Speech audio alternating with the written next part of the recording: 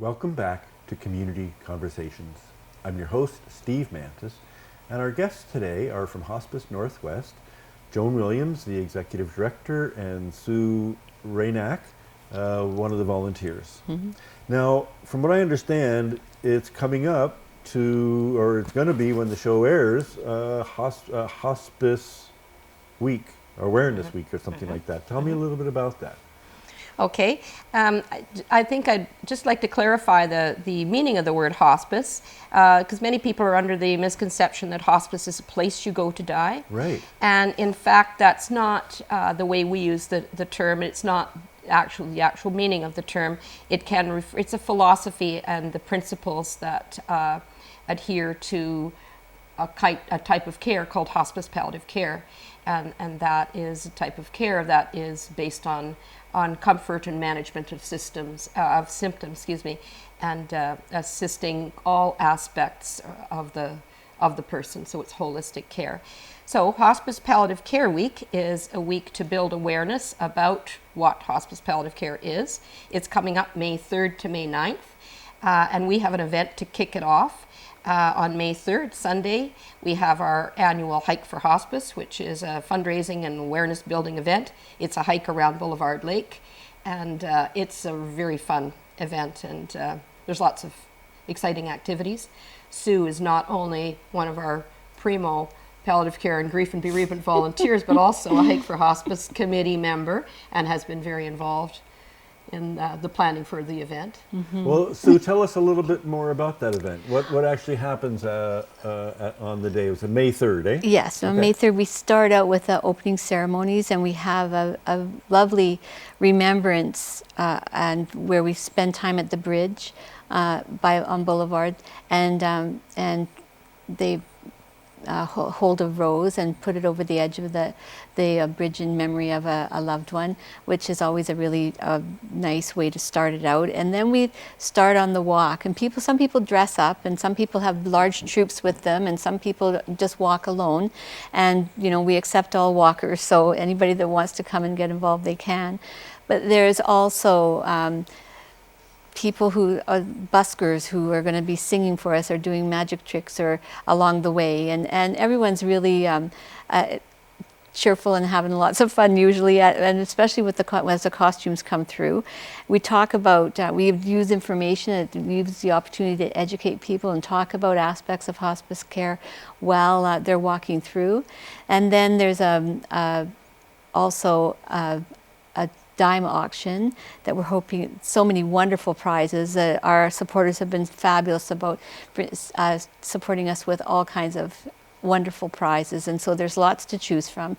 There's also going to be a what's it called when the silent auction as well, and there's always lots of food, which is always nice for after the hike. Everybody gets to eat, and so it's just a really great gathering of fun activities and opportunities to fundraise for Hospice Northwest, because there is that financial part that we need to be supported, and it's one of our major fundraisers.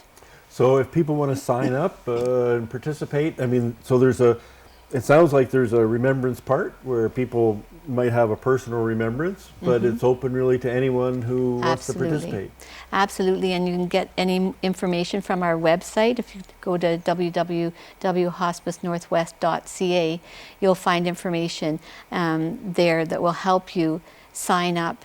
And I think it's really important to make sure people know that by May 1st, it'll be the last time beforehand to be able to sign up and submit your application.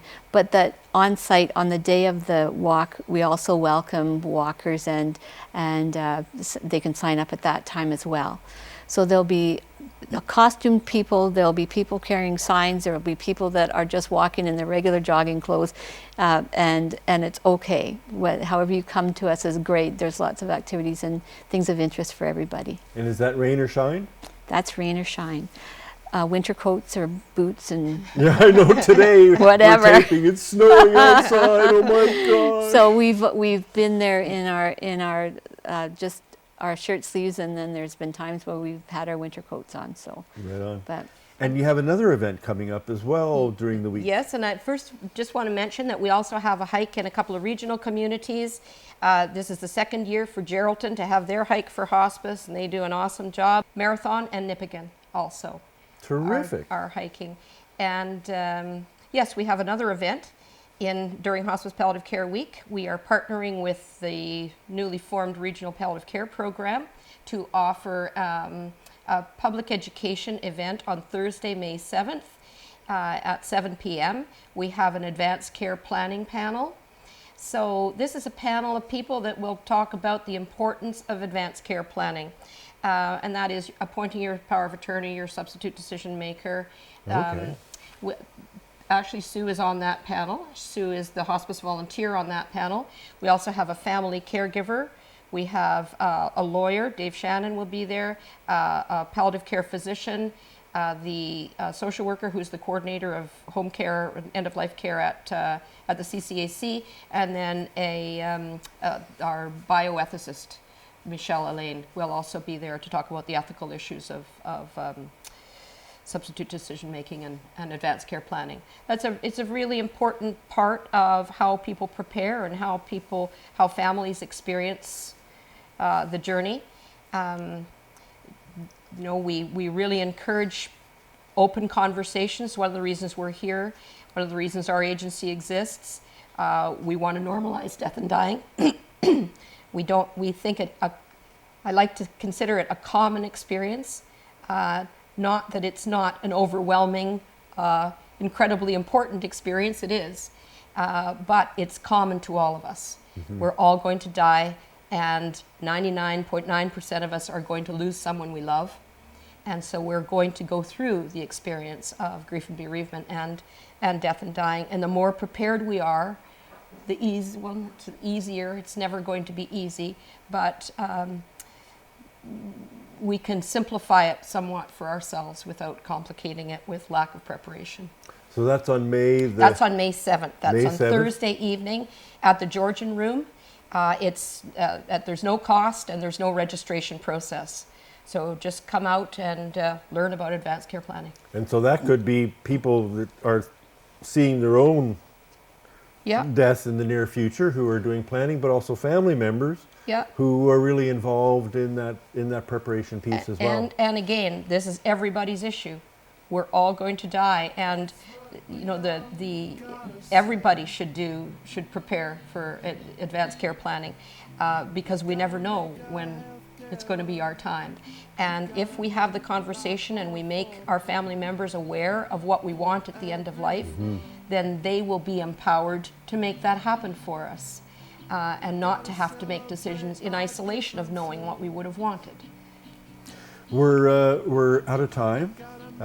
We could spend another half hour talking here, but I want to salute both of you and your 250 volunteers for taking the time to make that human contact, to make that part of our journey really more human and more pleasant along the way. Thank you so much for joining me.